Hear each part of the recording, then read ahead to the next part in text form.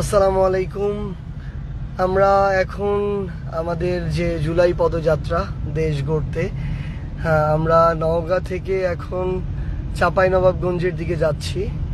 এটা চৌবাড়িয়ার একটা রাস্তা।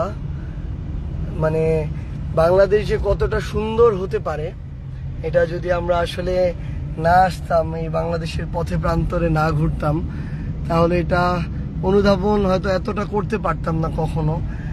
মানে আমাদের সাথে এখানে ড্রাইভিং এ আছেন আমাদের সহযোদ্ধা আমার আসলে হাসনাত আব্দুল্লাহ। ড্রাইভার অসুস্থ এই কারণে হচ্ছে পিছনে বসে আছে, আমাকে ব্যাকআপ দিতে হচ্ছে। বাংলাদেশ অনেক সুন্দর আসলে। আমরা যত প্রান্তিক জনপদে যাব, যত মানুষের সাথে মিশবো, প্রকৃতির কাছে যাব, আসলে মানুষের প্রয়োজনও বোঝা যায় এবং মানুষের যেই চাওয়া সেটাও বোঝা যায়, এবং ইকোসিস্টেমের আলোকে কিভাবে পলিসি নেওয়া যায় সেই বিষয় সম্পর্কেও কিন্তু একটা অনুধাবন করা যায়। কিন্তু অধিকাংশ সময় আমাদের রাজনীতিবিদদের যারা পলিসি বানায় তাদের মাঠের সাথে সম্পর্ক থাকে না, আবার যাদের মাঠের সাথে সম্পর্ক রয়েছে তারা আবার পলিসি মেকিং এ তাদের আবার স্থান নাই। তো আশা করি জুলাই পদযাত্রার মধ্য দিয়ে আমাদের যেটা বাস্তব অভিজ্ঞতা হবে যে রাজনীতিতে 64 জেলার পথে প্রান্তরে একদম তৃণমূল পর্যায়ে পৌঁছে গিয়ে দেশটাকে দেখার, শুধু বই পুস্তকে না, টিভি সিনেমাতে না, বরং নিজে দেখার যে অভিজ্ঞতাটা হচ্ছে সেটা পরবর্তী সারা জীবন আমাদের পাথেয় হিসাবে কাজ করবে। আমরা গতকালকে জয়পুরহাট থেকে যখন নওগাঁ যাই, দুইটা বাজার আমাদের সামনে পড়েছিল, একটা হচ্ছে কীর্তিপুর আর একটা পাহাড়পুর। এই দুই বাজারের সামনের যে রাস্তা, ওই রাস্তাগুলোতে আমরা এত বড় বড় গর্ত পেয়েছি যে গর্তগুলোতে আসলে মাছ চাষ করা সম্ভব।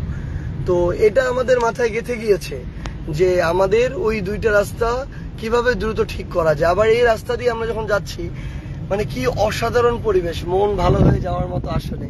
তো যখন আমরা এইভাবে মাঠে ঘাটে ঘুরে বেড়াচ্ছি, পুরো দেশ সম্পর্কে এই যে একটা জানা বা কিংবা ধারণা আমাদের তৈরি হচ্ছে, কোথায় কিভাবে বাইক চলে, কোথায় মেয়েরা সাইকেল চালায়, কোথায় রিক্সা চলে। ইভেন আমরা এই রাস্তায় নতুন একটা গাড়ি দেখেছি, যে গাড়িগুলো আমরা হয়তো দক্ষিণাঞ্চলে কখনো দেখি না।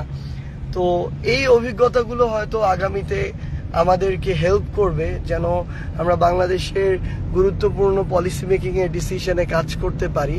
আর একটা জিনিস আমার এখন মনে হচ্ছে, বা আমাদের সবারই মনে হচ্ছে, আমাদের দলটা আত্মপ্রকাশ হওয়ার, আমাদের এনসিপির কিন্তু এখনো 6 মাসও হয়নি, কিন্তু বাংলাদেশের ইতিহাসে প্রথমবারের মতো কোনো একটা রাজনৈতিক দল অফিসিয়াল সফরে পুরো কেন্দ্রীয় নেতৃবৃন্দ সহ আমরা বাংলাদেশের 64টি জেলায় যাচ্ছি 1 মাসের মধ্যে।